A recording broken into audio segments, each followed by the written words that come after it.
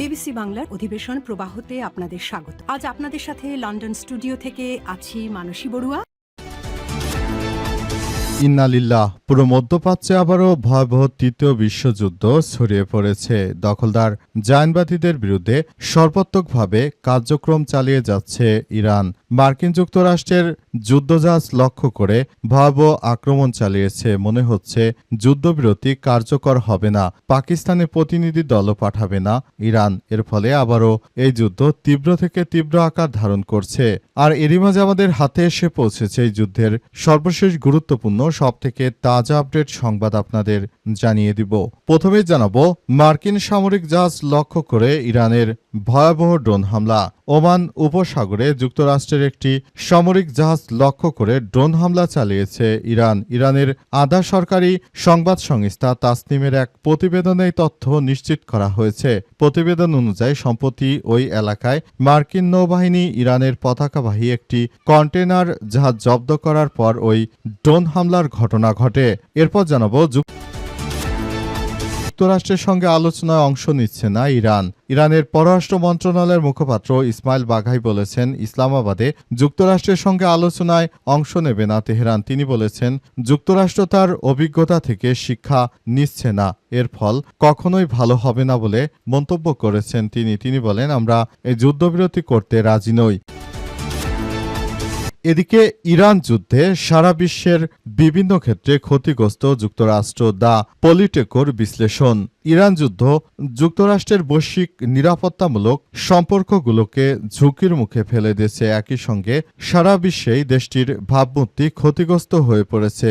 বিশেষ করে মুসলিম দেশগুলোর কাছে যুক্তরাষ্ট্রের মর্যাদা মারাত্মকভাবে ক্ষুণ্ণ হয়েছে। যুক্তরাষ্ট্রের বিভিন্ন দপ্তরের মধ্যে আদান প্রদান করা বার্তায় এমনটি উঠে এসেছে। এবারে জানাবো, দক্ষিণ লেবাননে ইসরায়েলি বাহিনীর উপর হামলার দাবি হিজবুল্লাহর। লেবাননের সশস্ত্র যোদ্ধারা দক্ষিণ ইসরায়েলে দখলদার বাহিনীর উপর হামলা চালিয়েছে।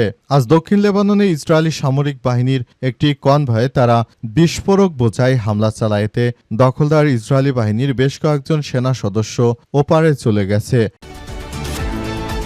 এবং সর্বশেষ জানাবো, সংরক্ষিত ৩৬ আসনের প্রার্থী তালিকা প্রকাশ বিএনপির।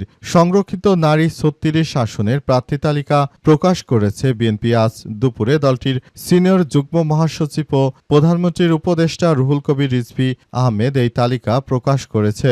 সংরক্ষিত নারী আসনের প্রার্থী হলেন সেলিমা রহমান, শিরিন সুলতানা, রাশেদা বেগম হীরা, রেহেনা আক্তার, নেওয়াজ, হালিমা আলী, মোসাম্মদ ফরিদা, বিলকিস ইসলাম, শাকিলা ফারজানা, হেলেনা চেরিন খান, নীলুফার চৌধুরী মণি, নিপুণ রায় চৌধুরী এবং জেবা আমিন খান। প্রিয় দর্শক, এতক্ষণ শুনছিলেন সংবাদ শিরোনাম, এবারে বিস্তারিত। তবে তার আগে বন্ধুরা, অনুরোধ থাকবে সংবাদটিতে একটি লাইক দিন। এই চ্যানেলে আপনি নতুন হয়ে থাকলে আমাদের সংবাদটি দেখতে দেখতে চ্যানেলটি সাবস্ক্রাইব করে রাখুন। কমেন্ট করে বন্ধুরা আপনার মূল্যবান মতামত জানিয়ে দিন আপনি বিশ্বের কোন দেশ থেকে বা বাংলাদেশের কোন স্থান থেকে আমাদের সংবাদটি দেখছেন এবং শুনছেন। আর বন্ধুরা, সংবাদটি আপনার সোশ্যাল মিডিয়া ফেসবুকে শেয়ার করে বন্ধুদেরও দেখার সুযোগ করে দিন। গাজা যুদ্ধে আপনি যদি নিরীহ ফিলিস্তিনিদের ভালোবেসে থাকেন বন্ধুরা, কমেন্টে ইয়েস লিখে পুরো বিশ্বকে আমাদের এই সংবাদটি দেখার সুযোগ করে দিন। এবারে বিস্তারিত। আর বন্ধুরা, এই সংবাদটি সম্পর্কে আপনার মূল্যবান মতামত কমেন্ট বক্সে জানিয়ে দিন। এই যুদ্ধে কোন দেশ জিততে পারে বলে আপনি মনে করেন?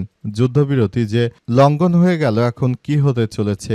এবার কি পারমাণবিক যুদ্ধ হতে চলেছে নাকি কি হবে, সেটি কি মনে করেন আমাদের কমেন্ট করে জানিয়ে দিন। মার্কিন সামরিক জাহাজ লক্ষ্য করে ইরানের ভয়াবহ ড্রোন হামলা।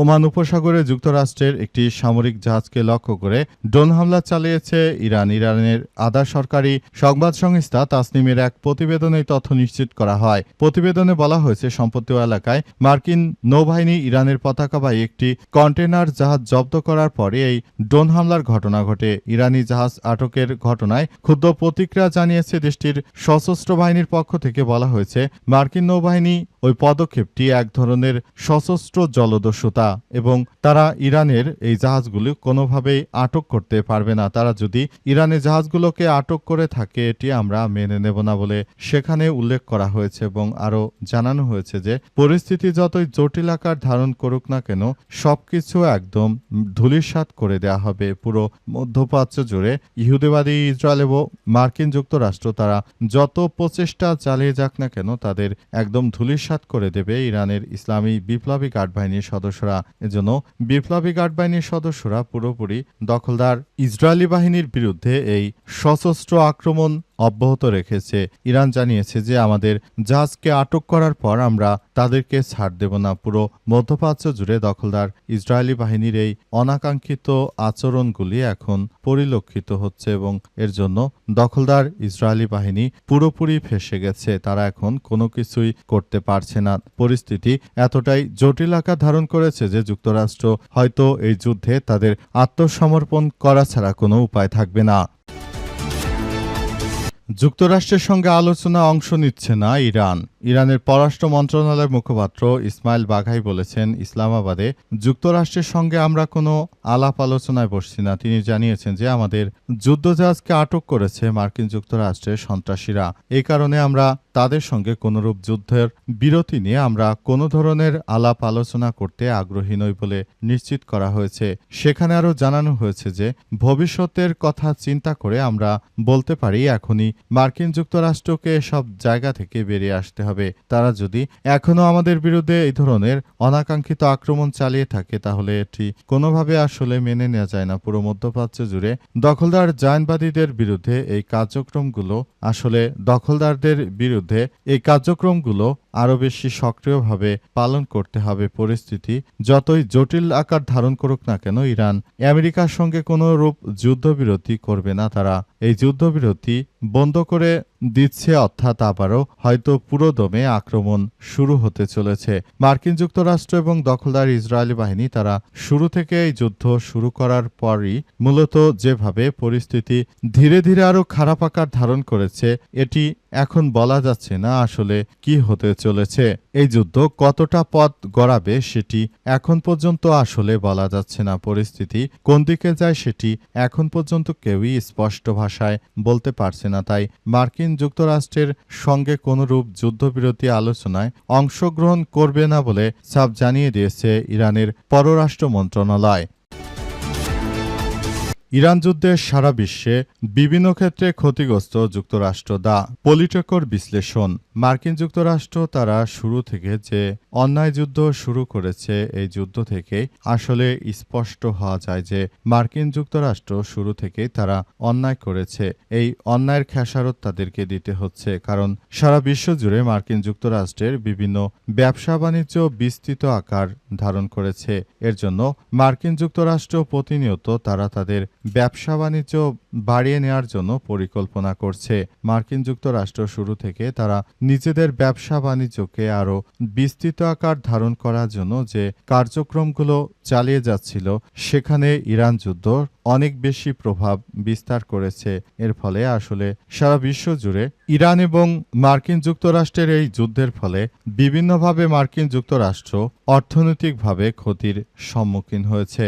মার্কিন যুক্তরাষ্ট্র তারা কখনোই কল্পনা করতে পারেনি যে এই যুদ্ধ আসলে এভাবে বিস্তৃত আকার ধারণ করতে পারে এবং এই যুদ্ধ থেকেই মূলত তারা চরমভাবে ফেঁসে যাবে এমন কোনো বিষয় তারা কল্পনা করতে পারেনি। কিন্তু পরিস্থিতি আজ সেদিকেই যাচ্ছে। পরিস্থিতি এতটাই খারাপ আকার ধারণ করছে যে মার্কিন যুক্তরাষ্ট্র এবং দখলদার ইসরায়েলি বাহিনী তারা সব থেকে বেশি ক্ষতিগ্রস্ত হচ্ছে। পরিস্থিতি আসলে খুবই ভয়ানক বিপর্যয়ের মুখে ঠেলে দেওয়া হচ্ছে। এই পরিস্থিতি থেকে বিশ্ববাসীকে বাঁচাতে হলে এখনই ইরানের পাশে মুসলিমদেরকে দাঁড়াতে হবে। আর পলিটিকর বিশ্লেষণ সহ যে বিষয়গুলো দেখানো হয়েছে সেখানে মার্কিন যুক্তরাষ্ট্র এই যুদ্ধে তারা নানাভাবে পরাজয় বরণ করার মধ্য দিয়ে মূলত এই যুদ্ধ আরও একটি ভয়াবহ সংঘাতের দিকে এগিয়ে যাচ্ছে। পরিস্থিতি এতটাই জটিল আকার ধারণ করছে যে সবকিছু বিষয়টি কোন দিকে যায় সেটি এখন পর্যন্ত বোঝা যাচ্ছে না। দক্ষিণ লেবাননে ইসরায়েলি বাহিনীর উপর হিজবুল্লাহর ভয়াবহ হামলা। দক্ষিণ লেবাননে ইহুদিবাদী ইসরায়েলের সেনাদের লক্ষ্য করে ভয়াবহ হামলা চালিয়েছে ইরানের ইসলামী বিপ্লবী গার্ড বাহিনীর সশস্ত্র লেবাননের যোদ্ধা অর্থাৎ হিজবুল্লাহ যোদ্ধারা মূলত এই হামলার পেছনে পুরোপুরি তারা কাজ করেছে। জানা গেছে যে হামলা করে তারা জায়নবাদী ইহুদিবাদী ইসরায়েলের সবকিছু তছনছ করে দিয়েছে। মধ্যপ্রাচ্য জুড়ে এখন আর জায়নবাদীরা চাইলে কোনো কিছু করতে পারবে না। পুরো মধ্যপ্রাচ্য জুড়ে দখলদার ইসরায়েলি বাহিনীর যে ধরনের কার্যক্রম চলমান রয়েছে এটি কোনোভাবে গ্রহণযোগ্য হতে পারে না। সবকিছু শেষ করে দিচ্ছে ইরানের ইসলামী বিপ্লবী গার্ড বাহিনী এবং সদস্যরা। বর্তমান পরিস্থিতিতে লেবাননের যোদ্ধারা আরও বেশি সক্রিয় অবস্থানে রয়েছে। তারা সবকিছু ধ্বংসস্তূপে পরিণত করে দিচ্ছে। লেবাননে আর ইতিহাসের কখনোই তারা যুদ্ধে যাবে না ইহুদিবাদীরা। তারা এই যুদ্ধ শুরু করার পর এবার হাড়ে হাড়ে টের পেয়েছে যে ইরান কিভাবে তাদেরকে চরমভাবে শিক্ষা দিচ্ছে এই সন্ত্রাসী বাহিনীদের। এর আগে কখনো তারা কল্পনা করতে পারেনি যে পরিস্থিতি এতটা ভয়াবহ আকার ধারণ করতে পারে। এই পরিস্থিতি অত্যন্ত জটিল আকার ধারণ করেছে বলে জানা যাচ্ছে। সবকিছু ধ্বংসস্তূপে পরিণত হয়েছে। পুরো মধ্যপ্রাচ্য জুড়ে দখলদার বাহিনী যে ধরনের কার্যক্রম শুরু করেছে এটি কোনোভাবেই মেনে নেওয়া সম্ভব নয়। দখলদারেরা যা শুরু করেছে সেটিকে ধ্বংসস্তূপে পরিণত করা হচ্ছে।